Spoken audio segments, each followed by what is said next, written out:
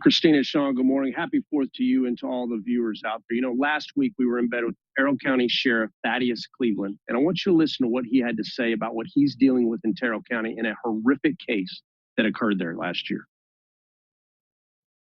What can you tell Americans about these smugglers and how they treat these people? Smugglers are ruthless. Unfortunately, we had a case where a 15-year-old kid died. His mom was charged with that crime. Smugglers had threatened her that if you don't control your son, he was having symptoms from heat exhaustion. They told the mother, you hit him in the back of the head with a rock, it'll just knock him out.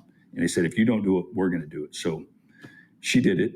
That strike didn't kill him. They ended up laying on top of him to keep him from fighting, because again, he was a big boy, and several in the group did, and he ended up dying of asphyxiation. When did this happen? I think maybe June of last year. It was within weeks of me being sworn in as the Terrell County Sheriff. Tragic story.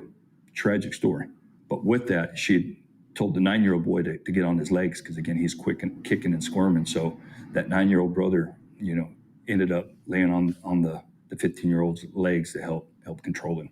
And then he died of asphyxiation.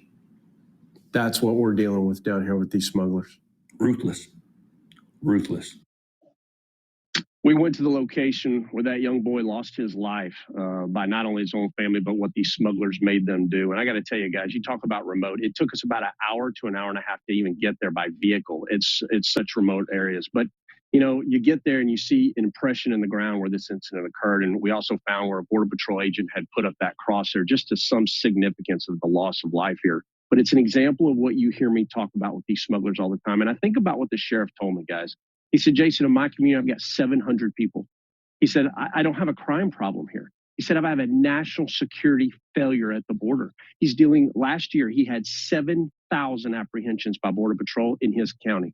He had over 8,000 gotaways. He had over 170 pursuits, and his job is to try to stop these pursuits before they just enter his city in Sanderson, Texas.